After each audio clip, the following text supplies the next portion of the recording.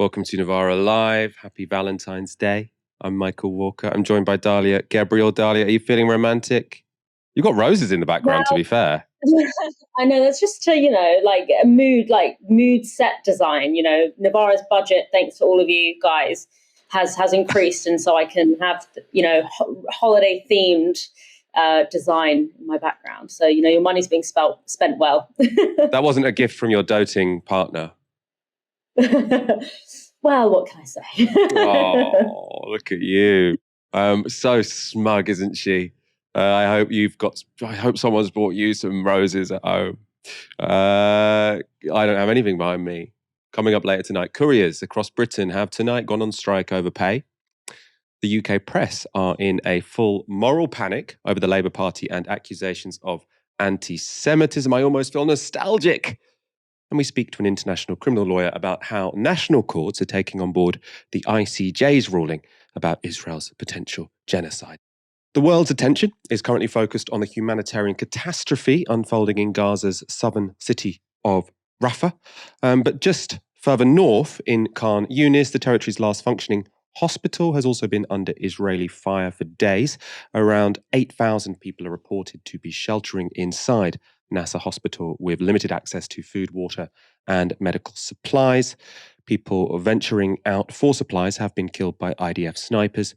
Here, this Palestinian tries to retrieve the body of a boy who's been shot just outside the gates to the compound.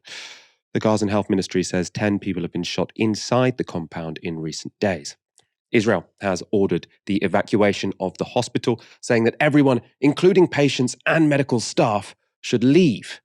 And, taking whatever they can carry, Palestinians have now begun to flee the compound under threat of gunfire. They've been told to move to, yes, you guessed it, Rafah, where almost 1.5 million displaced Palestinians are now crowded on the Egyptian border. Even there, of course, Israel continues to mount airstrikes against the civilian population. At least 67 people were killed in a bombing raid earlier this week, and Palestinians have described living in, quote, unbelievable fear as Israel prepares to launch a ground operation on Gaza's southernmost tip. The threat of a full-blown assault on Rafah has international agencies very worried. UN humanitarian chief Martin Griffiths said this: "The scenario we have long dreaded is unraveling at alarming speed. Today, I'm sounding the alarm once again. Military operations in Rafah could lead to a slaughter in Gaza. They could also leave an already fragile humanitarian operation at death's door." Also sounding the alarm are several nation-states, citing the situation in Rafah. Spain's Prime Minister Pedro Sanchez has requested the EU Commission review whether Israel is complying with human rights obligations. Ireland's Taoiseach, Leo Varadkar, has also made this request and told Ireland's Parliament that Israel has become, quote, blinded by rage, and flagged that there was a serious risk of a massacre if there was a ground assault in Rafah.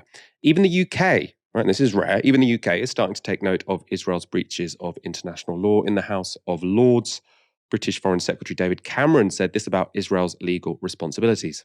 As they are the occupying power in Gaza, that they have to make sure that humanitarian aid, that food and water and shelter are available to people in Gaza, because if they don't do that, that would be a breach of international humanitarian law as well. I think that's one of the first times I've heard a British government minister refer to Israel as an occupying power. Obviously, it is in international law, it is. Under any common understanding of the word, it is. But it's, often sort of elided in national discussions. While the international wrangling continues, Palestinians on the ground in Gaza continue to suffer devastating consequences of inaction, as this Sky News report shows. On the second floor, there's a 5-year-old boy who was hit by a grenade. A fragment passed through his eye and lodged in his brain. But that's just part of Mumin's story. His brother and sister watched it all. It was lunchtime. We were sitting down. 11-year-old Ahmed Hattab was in the kitchen when Israeli soldiers broke into the family home. They raided our house and they shot our mum and dad. Then they started shooting at us. His sister, Buthaina, is 9. We went to another room, hiding from the soldiers. They started banging on the door, and then they blew it up. Soldiers shooting at children. Right, we're always told, oh, any child who dies must have been used by Hamas as a human shield. These are children who, in their own home, were shot by Israeli soldiers, their parents killed. As I say, the parents of those children did not survive. Sky put their story to the IDF, but the IDF declined to comment. All these atrocities are, of course, sponsored by Israel's allies, including its main diplomatic and financial backer. That's the United States, of course. And despite words of criticism earlier in the week, the US are set to give Israel the green light for a ground assault in Rafah. And this is from Politico. The Biden administration is not planning to punish Israel if it launches a military campaign in Rafah without ensuring civilian safety, they say. Three US officials granted anonymity to detail internal discussions told Natsec Daily no reprimand plans are in the works, meaning Israeli forces could enter the city and harm civilians without facing American consequences. More than half of the enclave's 2.3 million population has fled to Rafah, putting them in clear danger whenever the operation moves beyond the bombing phase. The private briefings to Politico follows a week of increasingly pathetic public statements from White House officials. On Monday, State Department spokesperson Matt Miller was grilled by AP's Matt Lee. What levers have you used? So we have used diplomatic levers. The secretary That has... means that means the secretary and the president and you and Kirby and whoever else standing up and saying, wagging your finger and saying that that's not really leverage. We have engaged with them on at a multitude of levels at this administration, and as you look at the list that we just went through with Humera, we have seen them take steps at our urging that have had real tangible impact, but they have not been enough. But what levers have you actually used? I think that when the United States of America stands up and says something publicly, it matters. But you haven't. That's a lever, but you haven't said but that to there my be point, any consequences. To my point, we have seen of money or military assistance, right? But we have seen, because of the policies we have pursued, we have seen improvements along these specific areas. We have seen tangible improvements.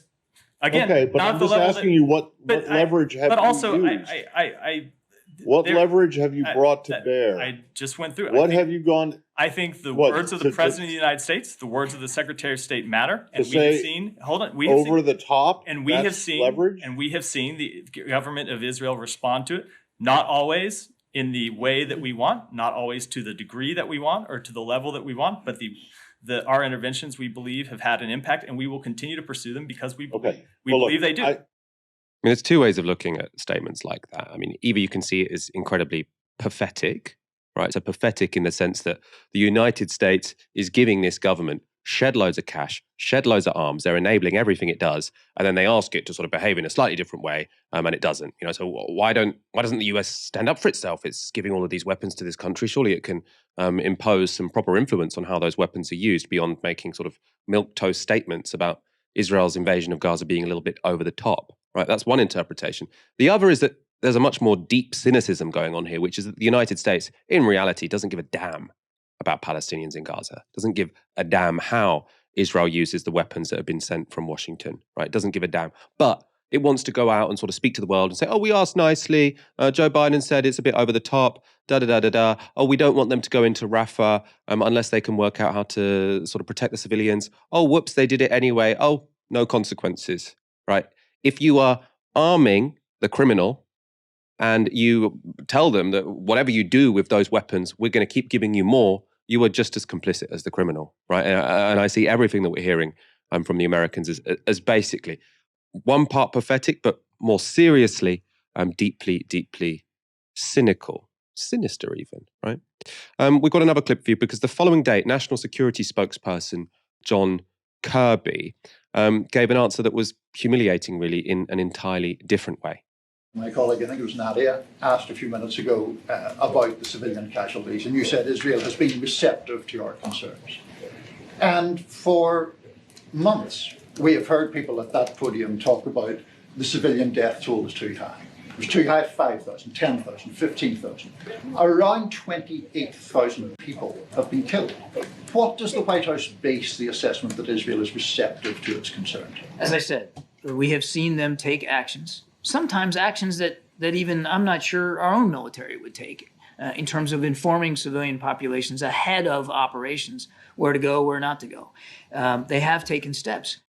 I mean, if defending Israel leads the United States to suddenly become a bit more honest about its role in the world, I suppose that could be one side benefit of this atrocity, right? Are we next going to see Kirby stand up and say, oh yeah, it might be illegal what they've done in Gaza, but, we invaded Iraq, right? 1 million people died from that one. So yeah, they killed 30,000 people. It seems to be completely against the law. They're using our weapons. But I mean, we also used our weapons when we committed the atrocities we committed, right? So stop looking at Israel. We're all guilty. It's a bit like Donald Trump, wasn't it? He said, you think we're so innocent?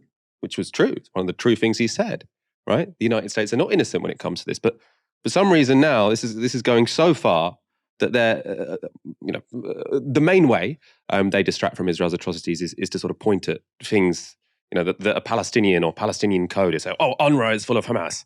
That's what we saw after the ICJ ruling. Now they're saying, actually, you think Israel are bad? Look at us. We're even worse.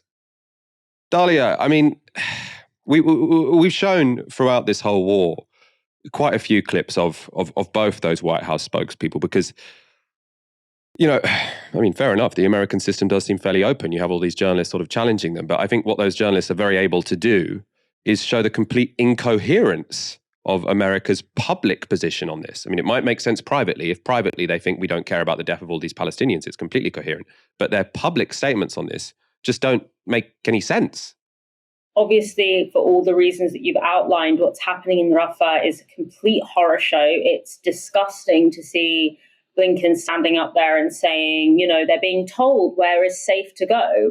Well, they've all been told to go to Rafah, which is, by the way, a part of Gaza, which is itself is very tiny. It's a small segment of Gaza that, in 2018, I think it was, held 171,000 people and is now being expected to be a safe place for 1.5 million people. And of course, it's not a safe place because they are being attacked left, right, and center. But this is why, the genocide lens is so important. And the genocide lens is the thing that conveys really what is going on here. Because if genocide is the aim, or if ethnic cleansing is the aim, then why would you have genuinely safe zones? If your aim, as the Israeli state has, in my view, made pretty clear, is to empty the Gaza Strip of Palestinian life, be it through killing them all or through forced displacement, then why would you be invested in maintaining a safe zone? Of course, there's no safe zone because genocide is the objective.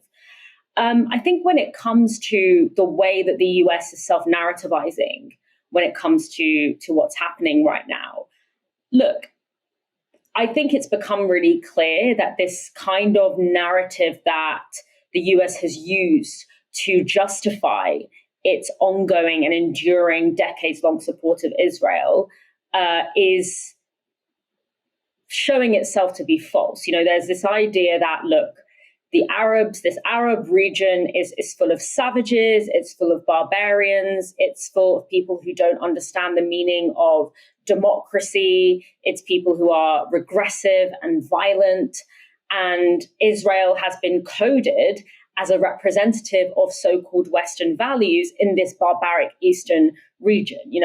We see this in the fact that, for example, Israel is, I know it sounds silly, but it is part of the political project, but Israel is a contender in Eurovision.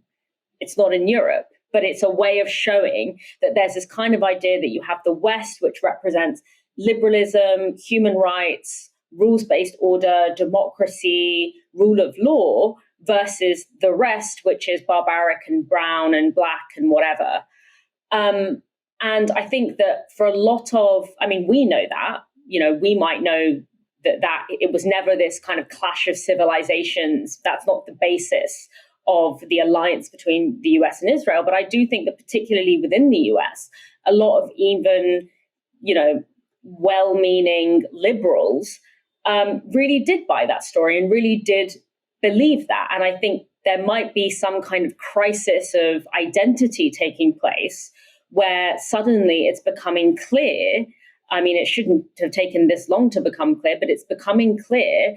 And they're sort of waiting for the US government to sort of say, well, now you have violated our values so much that we're willing to step in. But what you have to understand is what Israel is doing now, securing the interests of the Western hegemony, is the work, or it is this aligned value with the US. This is actually what the shared value is, this material interest in colonizing this part of the world. Because this part of the world, you know, the Arab world, the Middle East, whatever, it's a really strategically and geopolitically important part of the world. You know, it's important for natural resource reasons. It's an oil-rich part of the world.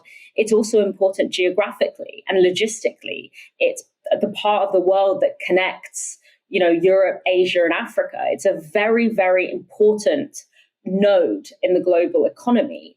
And in that context, it is the worst nightmare of the colonial power, the global hegemon, the US and also Europe, for that part of the world to have sovereignty. And Palestinian sovereignty is almost like a metaphor for broader sovereignty in the region. This is why, you know, Palestinian liberation has always been at the beating heart of pan-Arabism and anti-colonial struggles in the region generally and historically, is because what's happened, the dynamic between Israel and Palestine is the sharpest edge of the very same process that happens all throughout the region. And so the sooner we can understand that the shared values are not the values of, you know, symbolism and justice and freedom and all of this. And so there's not going to be a point at which Israel violates those values so much that it kicks the US into action. The shared values is the necessity to secure the US interests in that region.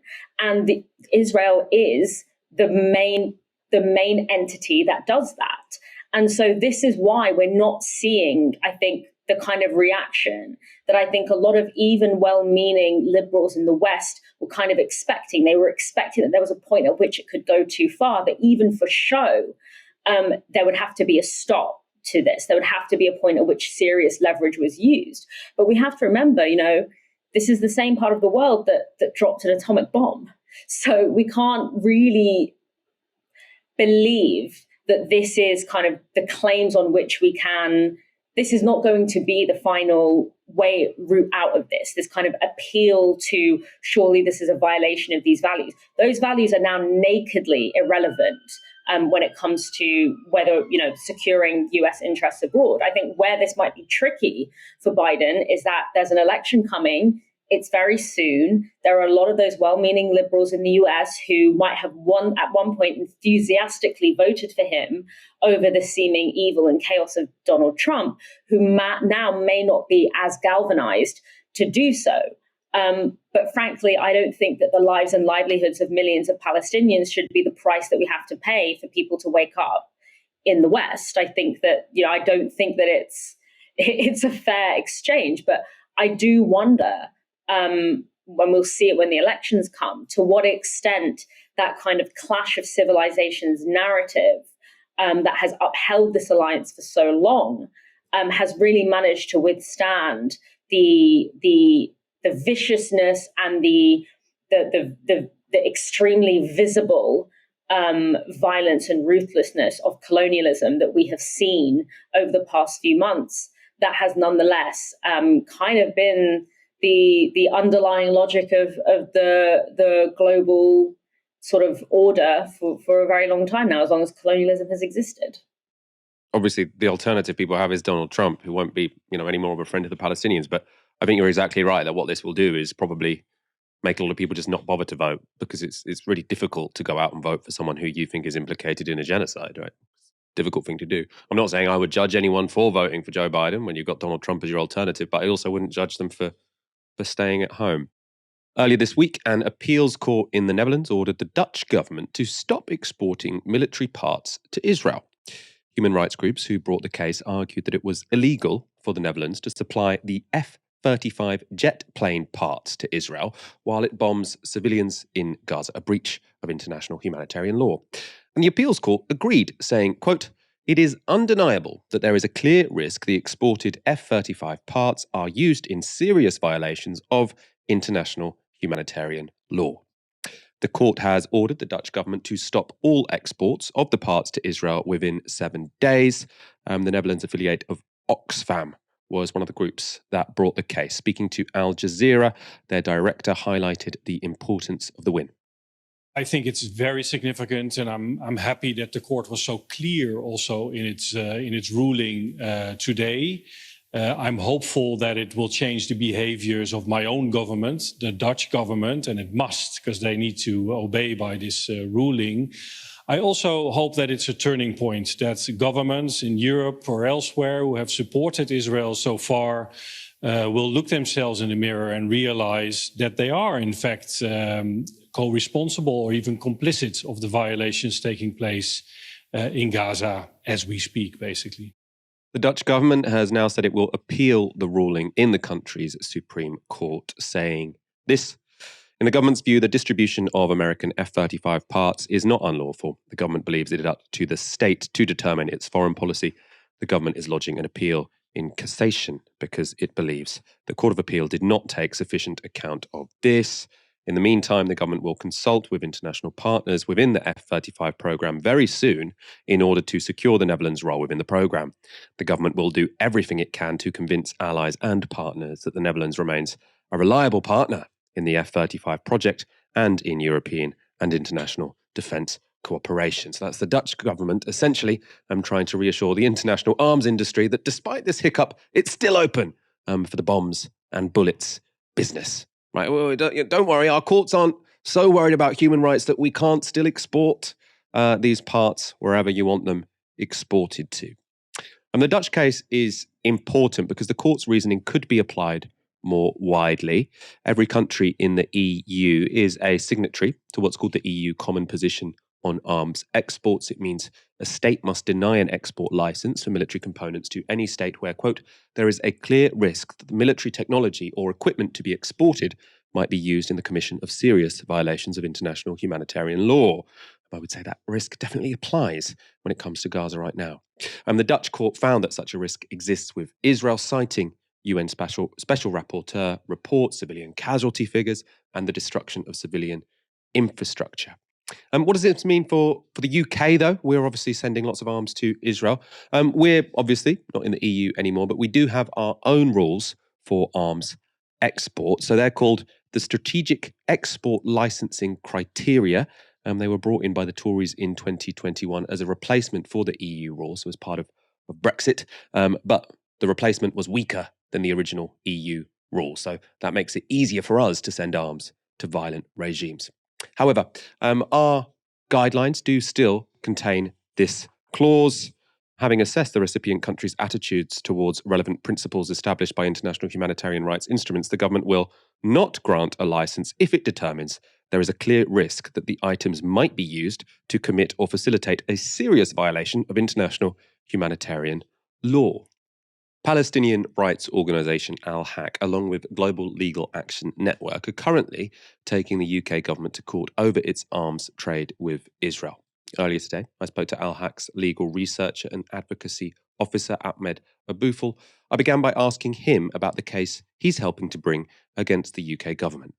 We're still at the early stage. I can't comment a lot in this case, but we hope that it will be successful and the court will order the British government to stop exporting arms to Israel. The British government, like all governments around the world, are under the legal obligation not to aid and abet the commission of alleged crimes and international humanitarian law violations, specifically after the ICJ ruling that there is a plausible case for genocide. This invokes the positive obligations of these states to do everything in their power not to allow these actions to go further, so to prevent genocide from happening. Unfortunately, what the British government is doing is the absolute opposite to that. It continues to provide weapons to Israel, recognizing that Israel is actually violating international humanitarian law, at least in relation to the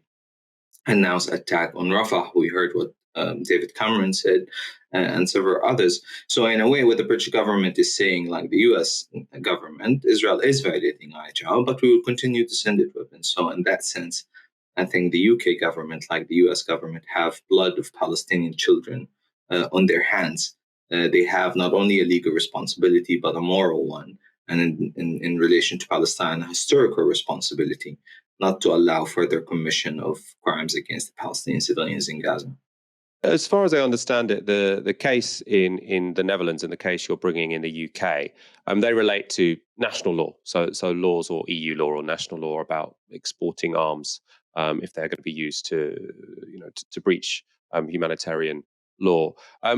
Obviously, there is a big international case still continuing at the International Court of Justice. I mean, to what extent are these two things connected? Are we beginning to see now the effects of the International Court of Justice ruling being reflected in national courts, where sort of judges around the world are sort of waking up and saying, oh, well, if the International Court of Justice says this, we're going to have to start getting a bit tougher?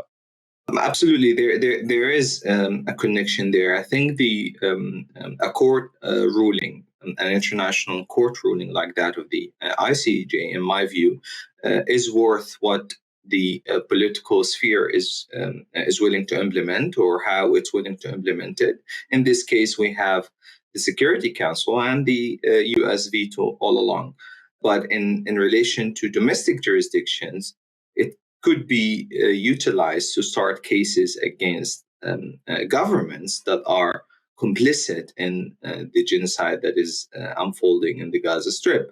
We've seen this in the case in California, which is a case we took together with the Center for Constitutional Right, which was representing the Palestinian organizations, that is Al-Haq and Defense for Children International, the Palestine branch, and several plaintiffs. And this case was against Biden, Blinken, and Austin for their complicity in genocide and their failure to prevent genocide. Obviously, the case was started before the ICJ ruling. And as a matter of fact, the ICJ ruling was announced on the day of the trial in the morning. And still, it was used in the trial. And the judge even cited that in his ruling, mentioning that the court decided there is a plausible case for genocide. The American judge agreed with that conclusion, but basically said that his hands are tied, that he doesn't have jurisdiction to rule on a policy matter that is for the executive branch. So the same thing, I think, was also argued in the Dutch case. In the Dutch ruling, there is reference to the ICJ advisory opinion on the construction of the wall of 2004. Which is also a very important advisory opinion. So you see, these ICJ rulings, whether advisory or contentious cases, are not only a record of history, but also a legal precedent that could be relied on even after decades. We're talking about the Dutch court that issued a decision a few days ago, and citing an advisory opinion from 2004. In the US, it cited the South African case against Israel. There are several other cases that are on the way. As you said, our case in the UK, I'm aware, and we're supporting other cases, including in Norway and Australia and many other countries. And the ICJ ruling is being used in all of these cases. It is not a simple matter when the top court of the world, of the UN system, is saying Israel is plausibly committing genocide. This should have, in a way, alerted all of these states to take immediate actions. The very fact that the actions taken still don't live up to the seriousness of this decision, it just shows the complicity of these governments, especially in the West, and the crimes committed against the Palestinians. That's interesting. So I know people have been concerned that the International Court of Justice to properly implement its measures or create consequences for states, the Security Council has to agree to that, and obviously the United States have a veto on the Security Council. But you're saying even without agreement from the Security Council, this ruling will have implications which filter out into sort of national courts around the world. I want to talk a bit more about the ICJ, because the South Africans are applying to have another hearing, essentially, in The Hague. They're arguing that Israel's assault on Rafah is a breach of the preliminary measures that the ICJ announced at the end of January. And we've got a clip of the South African Minister of International Relations, Dalia Pandor, explaining South Africa's new case. South Africa is totally horrified at what is happening, continuing to happen to the people of Gaza and the West Bank and now Rafah. We believe this confirms the allegation we've tabled before the ICJ that genocide is underway in the Palestinian territories, in the occupied territories. And clearly, the actions of the Israeli government prove that what we have said is actually accurate. What is of great concern is that the world is allowing Israel to ignore the rulings of the International Court of Justice, and no one is taking any measure to place a force in Palestine that would be a peace enforcement force to protect the innocent civilians who have caused no harm whatsoever to Israel. Can I just get you to sort of comment on the significance of this new case that the South Africans are bringing to the ICJ with particular respect to the invasion of Rafah? I think, first of all, it's important to clarify this is not a new case. South Africa specifically used a specific provision in the rules of the court, that is Article 75, paragraph 1, because it didn't want a hearing and it didn't want to delay the process. So it's important to note South Africa could have asked the court several things. First of all, pursuant to Article 75, paragraph 3 of the rules, South Africa could have requested the indication of a new provisional measures, but South Africa didn't do that because that would require a hearing. In accordance with Article 74, paragraph 4, the South African government could have asked the court to call upon the parties to enable the order, but it didn't do that. Perhaps it was concerned of delay. It could have also asked the president of the court to execute his powers, which would not necessarily necessitate a hearing, but it might take long. So it asked this specific ask from the court to act proprium motu, so on its own initiative, because of the urgency. So the court is not obliged to listen to South Africa. The court has the discretion to decide whether to act or not. As a matter of fact, the court has never acted on this provision without a request by a state. The only time actually the court has used this provision, asking proprium motu, so in its own initiative, was in one case before between Germany and the U.S. because there was a German counselor on a death row, and as a matter of fact, the U.S. executed him on the same day. But what I'm trying to say here is that the South African government chose this particular provision because of the urgency, because the court can order what it wants without holding a hearing. It could have, I think, the thinking of the South African team could have been along these lines, that this is in a way, the fastest option where the court could decide on this matter. So this is not a new proceeding. The court will have to decide on this, and we'll see what the court will say. The court has the opportunity actually to order new provision measures it did not order, or maybe modify some of the orders or indicate new provisional measures. I'm getting some deja vu because Britain is going into full-blown moral panic mode about trumped-up charges of anti-Semitism. This was the opening of ITV's news at 10 on Tuesday night. Chaos in the Labour Party. After one candidate was suspended for his comments on Israel, another tonight followed suit. Further information came to light yesterday calling for decisive action, so I took decisive action. After all the storm of controversy over anti-Semitism in the party under Jeremy Corbyn, this is a gravely serious issue for the new Labour leader himself. Now, you wouldn't guess from that intro that the second guy who's been suspended, Graham Jones, was only found to have said effing Israel and stated that Britons who go and join the IDF should be locked up. Now, both of those are perfectly reasonable, has absolutely nothing to do whatsoever with racism of any kind. You also wouldn't have guessed from that introduction with the very dramatic background music that everyone involved in this is a factional enemy of Jeremy Corbyn. He's brought in for some reason. Oh, Jeremy Corbyn, oh, anti-Semitism in the Labour Party, Jeremy Corbyn. These are all people who hated Jeremy Corbyn. Finally, I don't know if you noticed, but it's a little odd to call Starmer Labour's new leader, right? So we say, oh, all of this trouble under Jeremy Corbyn, under its new leader, Keir Starmer, it's still going on.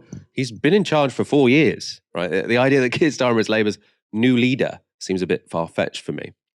But the media parts of the Labour right and the pro-Israel lobby have smelled blood, and the Jewish Labour movement has already called for the suspension of any candidate or councillor who was even present in the meeting where Azhar Ali made his comments about October the 7th. A bit McCarthy, I think. The Telegraph as well have made their intentions clear. So they say this. So Keir will come under further pressure to investigate 5 more MPs and candidates who the Telegraph can reveal have been involved in controversies over Israel.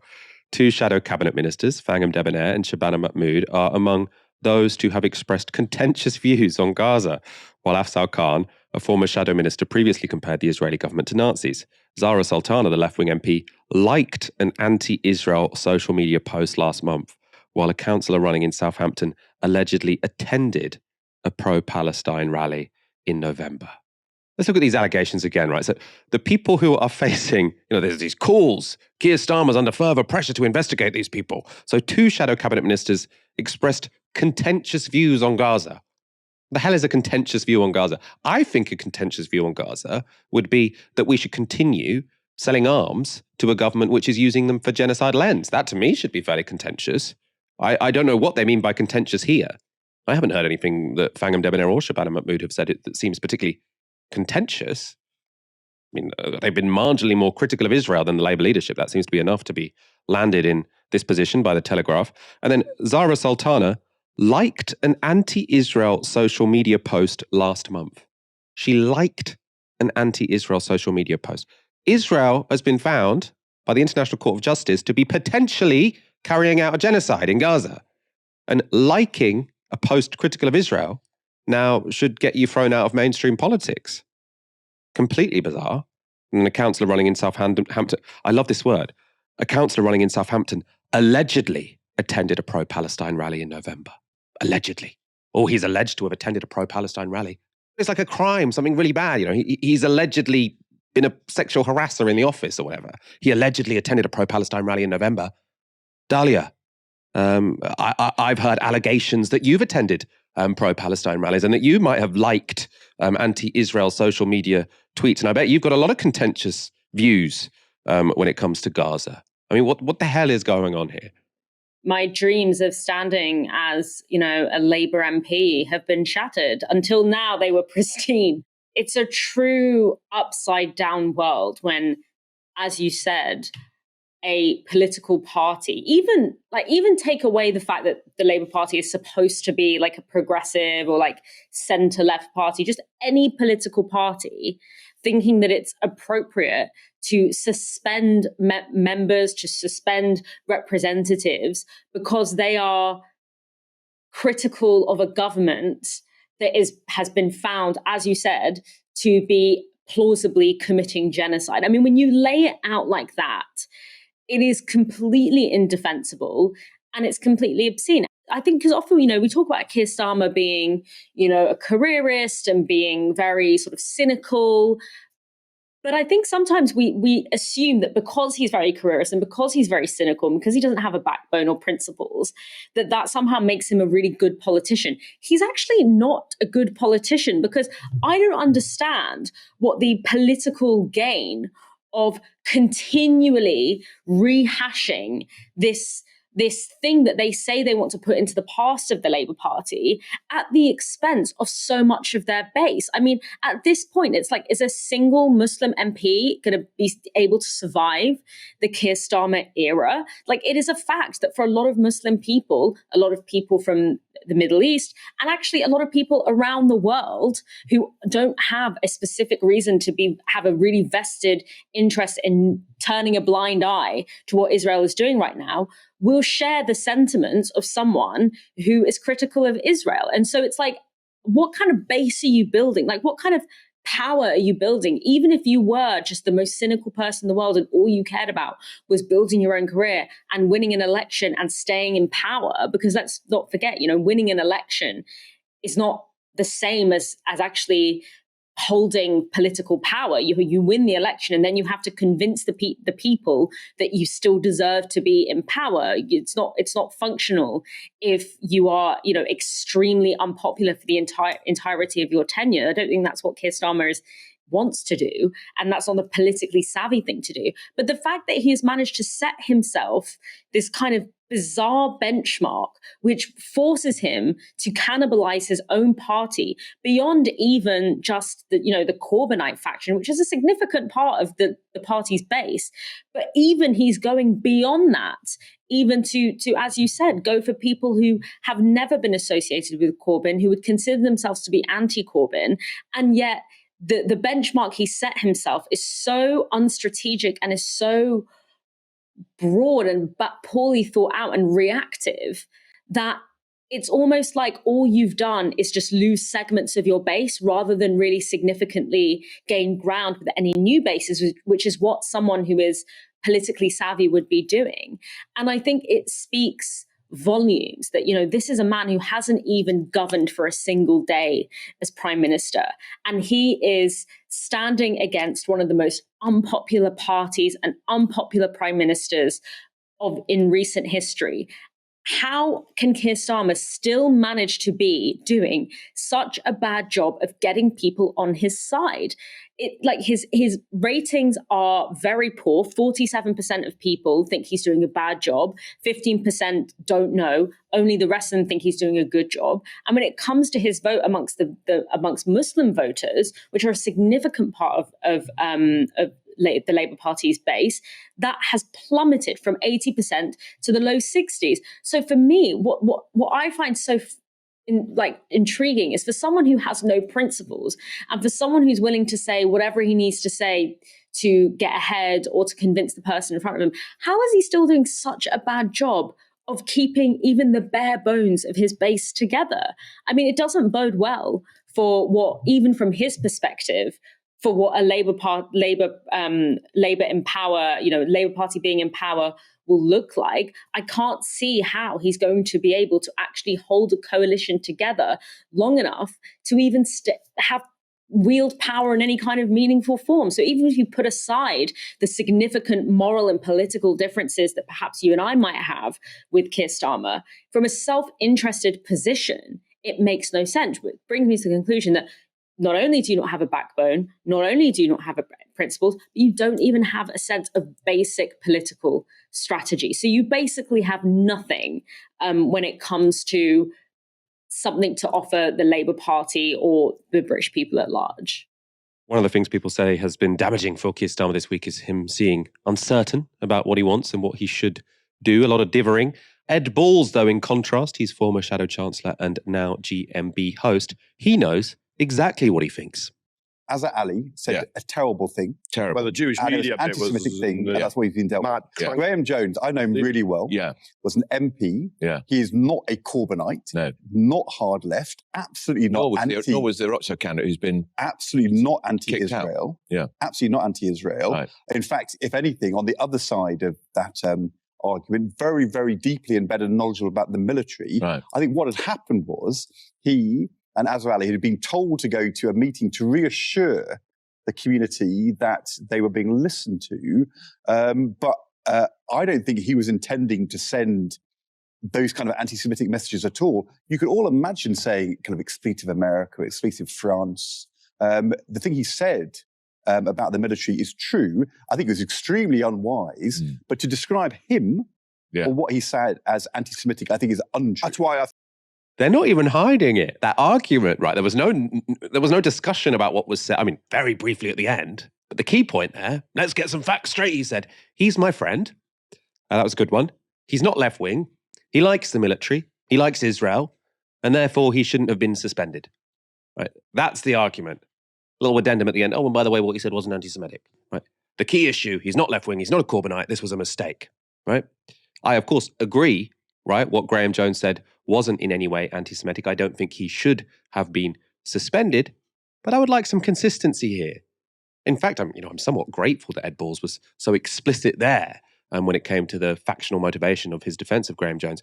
But I don't think he's been so honest on other occasions. Let's look at how Ed Balls discussed 2 days earlier the suspensions of Andy McDonald and Kate Osamor. Kate Osamor in Edmonton in London and Andy McDonald in Middlesbrough have been suspended for saying things that, frankly, I didn't think they should have been suspended. I think Osamor's was very tasteless. McDonald's, I don't think was, but anyway. But nevertheless, they've been suspended for what you would call lesser offences. But they've been suspended for a very particular reason, which is that Keir Starmer defined his leadership as clearing up the anti-Semitism of the Jeremy Corbyn period. And then so when it comes to Graham Jones, right, saying he hasn't said anything anti-Semitic, and by the way, he doesn't like Jeremy Corbyn, he's on the right of the party, he likes Israel, he likes the military, so it's all fine. When it's Kate Osamor under discussion, when it's Andy McDonald under discussion, the guest there has said what they've said wasn't anti-Semitic. Ed Balls hasn't seemed to have given sort of any sort of intellectual dispute of that. He isn't saying that what Andy McDonald said is anti-Semitic. He said, but the context here, the context is Keir Starmer has to be really tough on these people because he's trying to rid the party of any possible association with anti-Semitism. So very different, isn't it? How he speaks about people on the left of the party and how he speaks about people on the right of the party. And again, if he was there as a representative for the Labour right, if they said, we got Ed Balls on, he's a bit of a warrior for the Labour right, so he's going to be a partisan voice here, and then you've got a host who can skewer him and say, seems a little bit inconsistent the way you talked about Andy McDonald and Kate Osamor and now the way you're talking about Graham Jones, right? If there was someone to skewer him for that, fine. He's the goddamn host. Right, this factional actor within the Labour Party who's playing this role of, but don't you think? I mean, Keir Starmer probably does have to be very tough on these people because of the association with anti-Semitism. You are there fighting factional battles. I mean, getting paid by ITV. Right, this is ridiculous, ridiculous. And I mean, I have to say, the whole thing is like going through the looking glass. Right, you see people now. James O'Brien today on LBC, right? He's saying, you know what? Is what these people have said really anti-Semitic? Look, Boris Johnson, he goes through Boris Johnson's book published ages ago. Well, some of the things Boris Johnson has said seem a lot more anti-Semitic than anything these Labour politicians have said. That book was published a long time ago. You could have said that in 2019, right? But he happens to like Keir Starmer. He didn't like Jeremy Corbyn. So when it was Jeremy Corbyn, there's no smoke without fire. If people are calling it anti-Semitic, there must be something going on. Now it's Keir Starmer. And I mean, as I say, we are seeing this ridiculous moral panic. But some people, the James O'Briens of the world are sitting there saying, you know what? It's not always the case that there isn't no smoke without fire. Sometimes things do get blown out of proportion. And maybe that's happening here. Maybe that's been happening for the past 5 years. Or 10 years, I suppose. God, getting old, aren't we? 2024, it all started in 2015. This will continue. I don't celebrate the suspension of these people for these warped reasons because I don't back the anti-Semitism moral panic. But I'm not here to cry or grieve if Keir Starmer gets skewered. It's Valentine's Day, meaning many couples who can afford it will be heading to restaurants to get fleeced by candlelight. Others, though, will be staying at home, perhaps enjoying a romantic takeaway for two. Except, for one night only, you might have to go and pick it up yourself.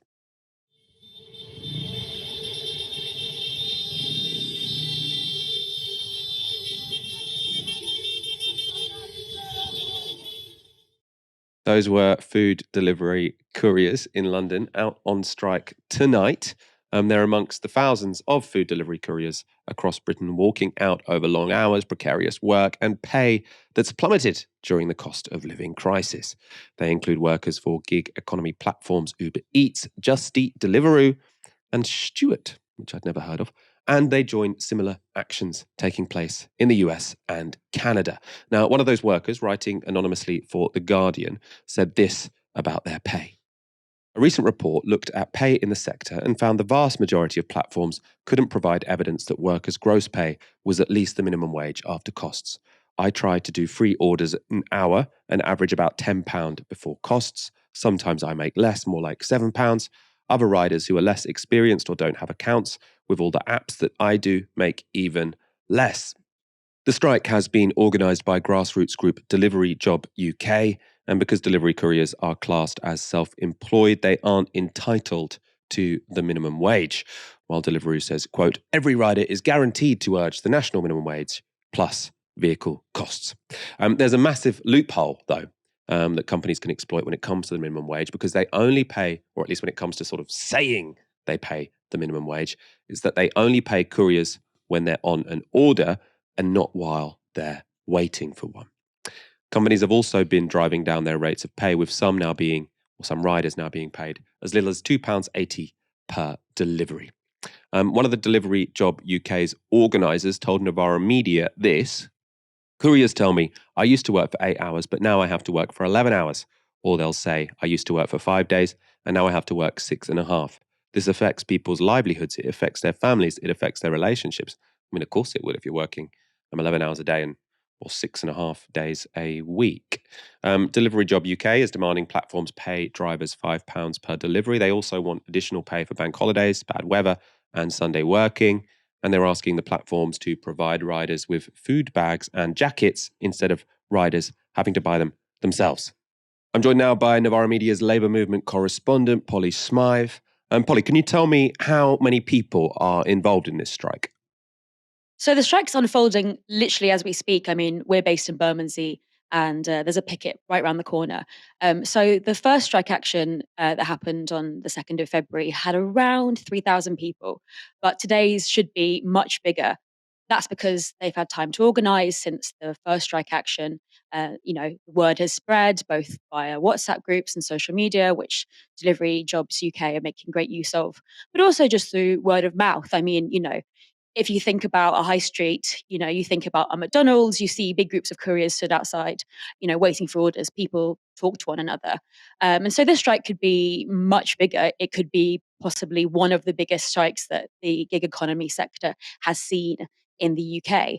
And it's not just confined to London. The strike's taking place in Blackpool, in the West Midlands, in Peterborough.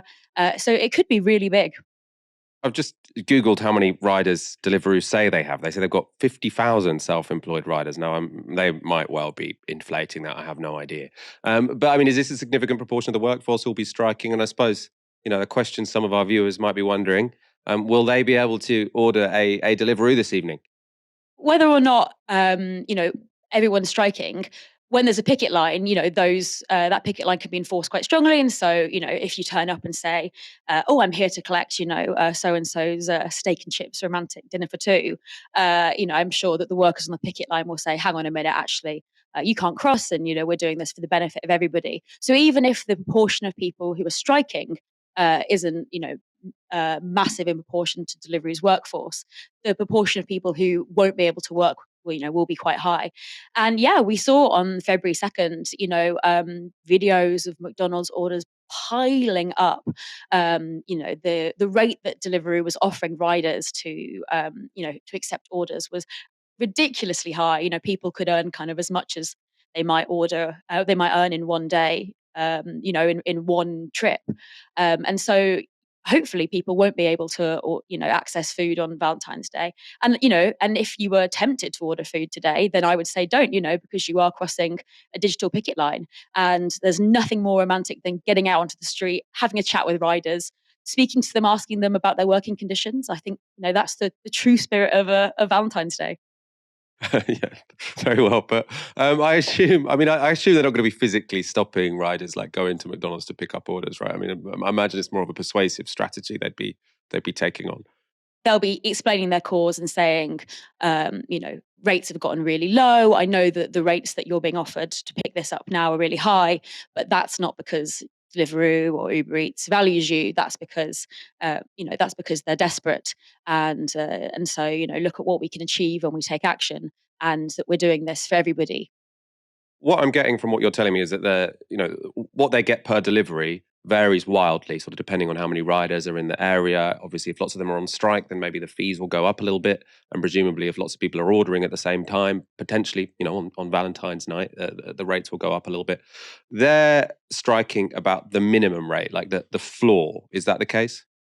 So the strike's over lots of things. One of them being that the minimum rate offered has really decreased. And so, it used to be that, no order would be below, let's say £4.15. And over the years, the apps have steadily ground away at that, which means that now, the minimum rate that you might be paid for an offer, the floor, for instance, is about £2.80. And that's really nothing, that's really not very much. And then not only that, Deliveroo, Uber Eats, for them, there's an incentive to take on as many couriers as they can because, they want to make sure that on a Saturday night or a Friday night when customer supply will be at its peak, that they can match it. But then they have no responsibility to those couriers on, let's say, a Tuesday at 12 p.m. When, they might not be as many orders. And so they're happy to take on lots and lots of riders onto the platform just simply as kind of insurance almost. And so it's about, not only is it about, the rates that they're being offered, it's also about, making sure that there's enough work to go around, not just bringing endless, numbers of couriers onto the platforms, about working conditions, about safety. There's loads of different aspects of the strike. I hadn't figured that. So sort of the power of the company vis-a-vis the workers is that when it's busy, they can just get a load of sort of part-time Deliveroo riders, people who maybe only do it on a Friday and a Saturday night. But then if you've got it as your full-time job, you're screwed because you don't actually get paid that much more on a Friday, but you do have to sit around for ages on a Tuesday afternoon and without delivering anything. I suppose, does this all relate to this idea of whether or not Deliveroo or Uber Eats or whoever are classed as workers? And I know there's been a sort of dispute in court at the moment. Could you talk briefly about that? This is a really long-running dispute which came to a head last year. So the Independent Workers for Great Britain, the IWGB trade union, brought a case saying that they wanted to represent Deliveroo and Just Eat workers, and in order to do so, those riders or couriers had to be classed as workers and not classed as self-employed. And so this court case, moved through very slowly, and it came to a conclusion last year where couriers were deemed to be self-employed. And the basis of that self-employment was the fact that they can substitute in other riders. And so, if they were going to be coming to work on a Wednesday and they couldn't make it, another rider could be substituted in. And on the basis of that, which the IWGB say was sort of cynically added by Deliveroo, in order to sort of circumnavigate the fact that these riders were workers and to say, oh no, they can't be workers, they have to be self-employed because of this substitution clause. And so so the Supreme Court ruled that couriers were not workers but were self-employed, and that means that they don't have the right to collectively bargain with the apps.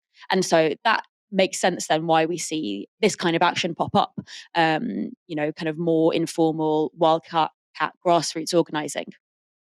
Thank you, Polly, Novara Media's Labour Movement correspondent there. You can find more of her work on novaramedia.com. There's also this article which is related to what we've been discussing. It's on Uber's admission that it uses algorithmic wage discrimination tracking data on drivers' movements to reduce their share of the fares they pick up. The link to that article is in the description box below. Struggled on that. Thank you, Dalia, for joining me tonight. Thank you so much, and happy Valentine's to all our listeners. Mwah. Yeah, you enjoy your evening with your lovely bunch of roses. Thank you all for tuning in. Come back tomorrow for another show from 6 p.m. For now, you've been watching Novara Media. Good night.